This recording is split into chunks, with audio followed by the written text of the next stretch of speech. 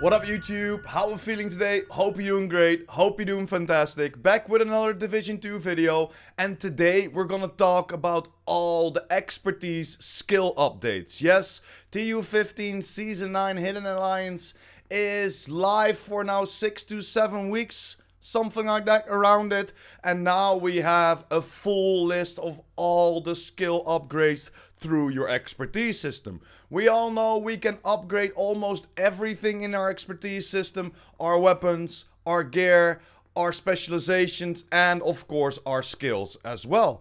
But we don't really know what the skills will give us. Now today I'm gonna show you every single skill and tell you what the upgrade will be if you reach that level 10 of the expertise. So make sure to get it to expertise level 10 first. It is expertise then, and then you can upgrade it. So let's dive right into all the upgrade that the skill tree in the expertise system has to offer. A huge shout out to Farva, my man shot me this picture yesterday, and a link to the Reddit to the creator who made this. A huge shout out to you as well, my man. Thank you very much for giving this information to the community, and of course I will link in down below. Check it out. Make sure to upvote this because this is such great information. So let's dive right into all the skills, guys, starting with the drones. The bombardier drone will start at 1% blast damage and of course caps out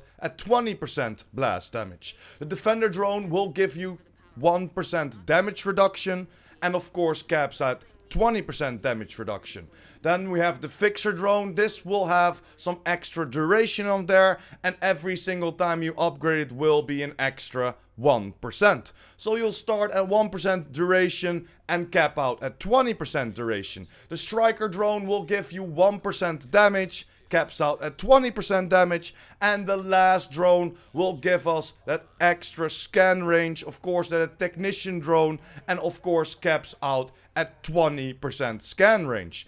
In my opinion, the defender drone could be very interesting. I'm working towards a defender drone build and then working on a very special yellow build. Full yellow cores, or at least 5 yellow cores, running with the specialization and technician of course, and then with a maxed out defender drone of 20% damage reduction, and then of course all the skill tiers working with that as well. Man, that build is gonna be a blast. But I think that will be the most used, or of course the striker drone, getting that extra damage in on your crit skill build, for example. So let's jump over to our stickies. Starting with the explosive sticky, this will give you 1% extra damage up to that 20 cap. Then we will have the burn sticky that will give you 1% burn damage and of course caps out at 20%.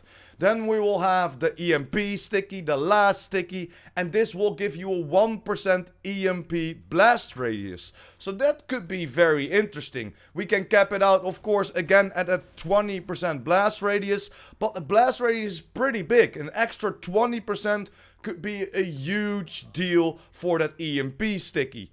And of course, most of y'all probably gonna use that extra explosive sticky to get that extra 20% damage in. On a full skill build, this does a lot of damage. And then let's jump over to the traps, guys. We have 3 different traps, starting with the shock trap. You will get 1 extra percent of shock duration, of course capping it out at that 20%. Then we have the shrapnel trap.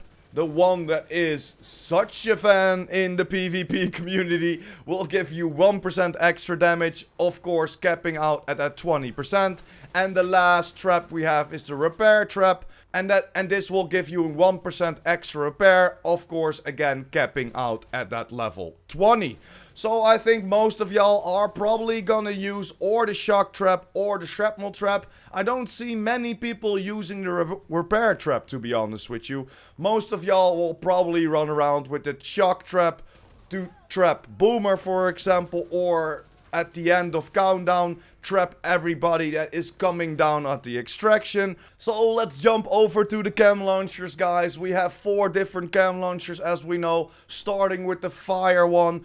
this will give us an extra 1% every time you upgrade it to, of course, that cap of 20. Then we have the Riot Foam. The Riot Foam will give us an extra 1% in sheer health for the Riot Foam itself. Again, capping out at that 20%. And then we have, of course, the Healing one, the Reinforce. This will give us an extra 1% duration, capping out at that extra 20%. And the last one is the Oxidizer. This starts as 1% damage and caps out again at 20% damage. So I think most of y'all are running around with the Riot Foam, or of course the Oxidizer as well, especially on the full skill build. That Oxidizer is so freaking deadly. Imagine upgrading this to that max cap of 20, getting an extra 20% damage on that Oxidizer. That's gonna be a great build to run around with. And then let's jump over to the shields, guys. Again, we know we have 4 different shields, starting with the Bulwark shield. This gives us an extra 1% active regeneration, and that's the same for the Crusader shield and the Deflector shield. So all 3 shields, the Bulwark, the Crusader and the Deflector, will give us an extra 1% active regeneration up to that 20% active generation at the cap. And the only one that gives you the normal generation is the Striker shield. So the Striker shield will give you an extra 1% generation. So whenever you put it into your holster. So it's probably gonna be holstered regeneration that you will get from the Striker. But this reads an extra 1% generation.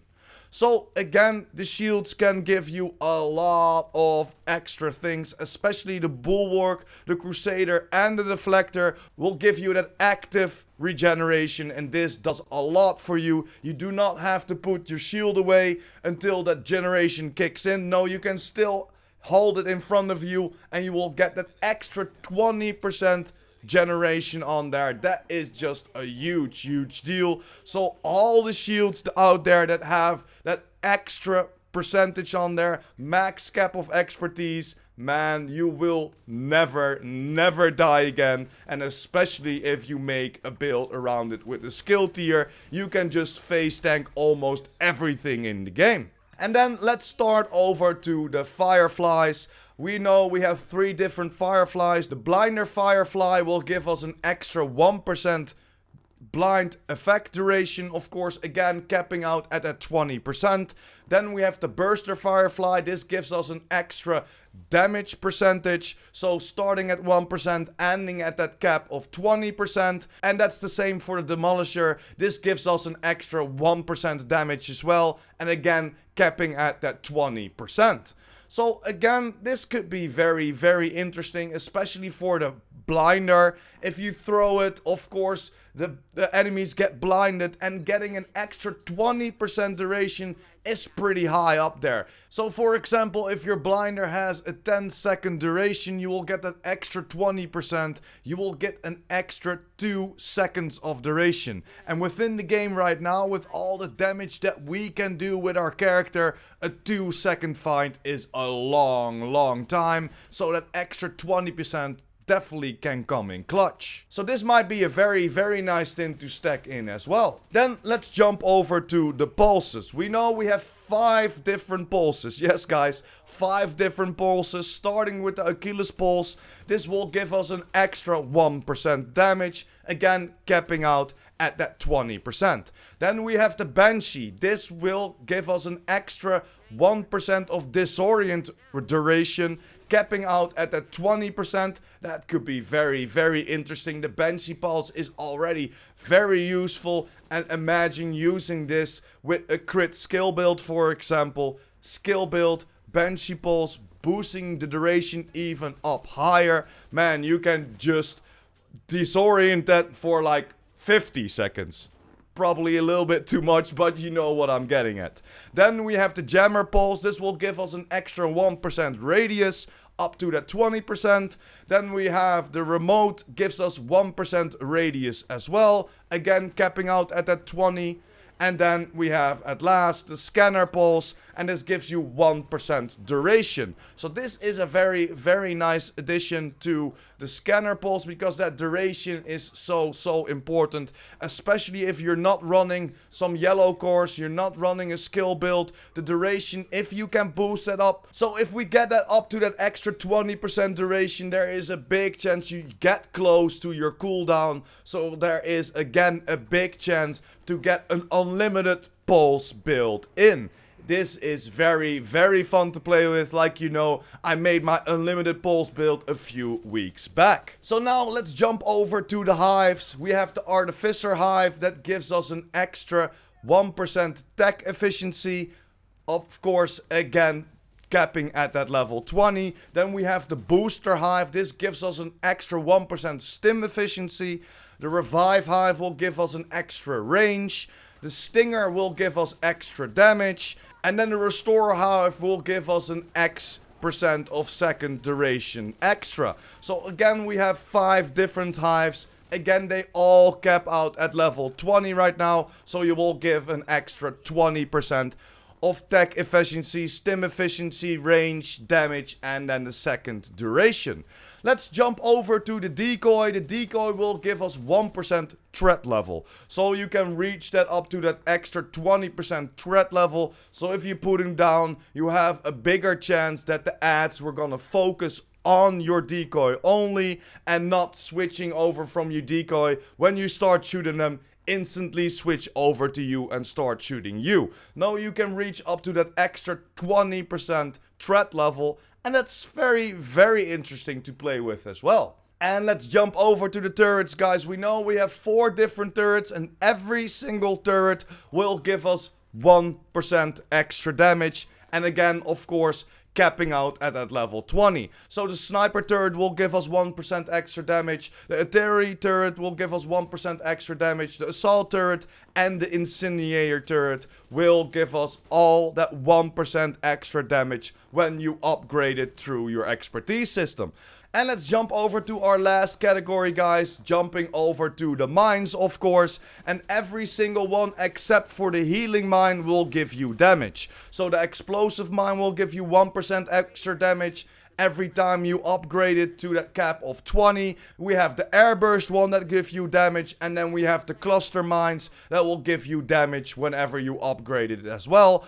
Only thing, of course, that gives you healing is the Mender mine, the healing mine. That gives you 1% extra healing for everything. But yeah, guys, those were all the upgrades for the expertise system for all the skills. I showed you in every single category, and this is the big picture. Here you go, this is everything, so make sure to screenshot it, or of course go back into the description, go to the link, upvote this, because this is massive respect for whoever created it. Thank you very much, dude, appreciate you a lot, and make sure to upvote it, and you can save it right there as well, or of course screenshot it, save this video and come back if you want to know something, but the screenshot will probably be the best way to go.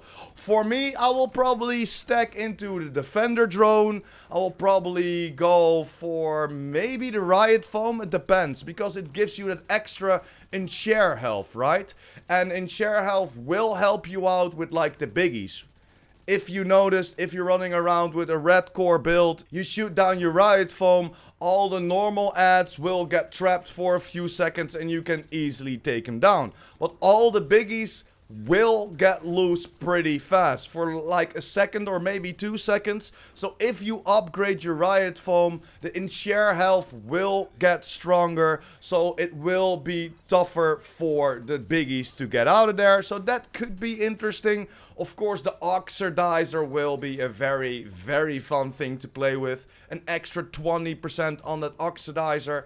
We of course could use it on the striker shield as well. The shields aren't that great anymore, especially not with the nerf they got in TU15, but the striker shield is still a lot of fun to play with. So some extra regeneration for that is always helpful.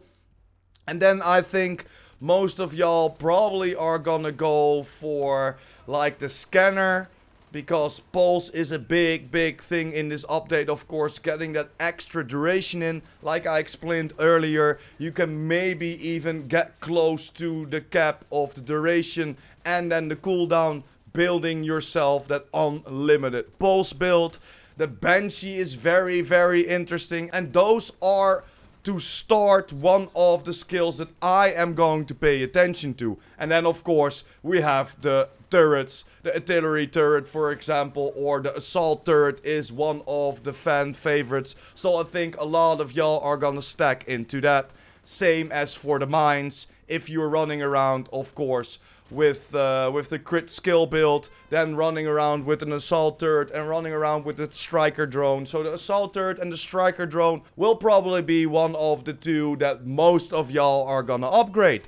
But that's enough talk, guys. Let me know in the comments down below what you think about this list. A huge shout out again to the Reddit user who made this. Make sure to click the link in the description down below and upvote this bad boy. But the bigger question is, what are you going to upgrade first? And is there something on this list that shocked you? That maybe thought, oh, okay, I thought I would get health, or I thought I would get duration. Let me know in the comments down below, but that's pretty much it for today, guys. Thanks for watching, hope you enjoyed. Don't forget to smash that like button and hit that subscribers button. And of course the notification bell. PurePrime out!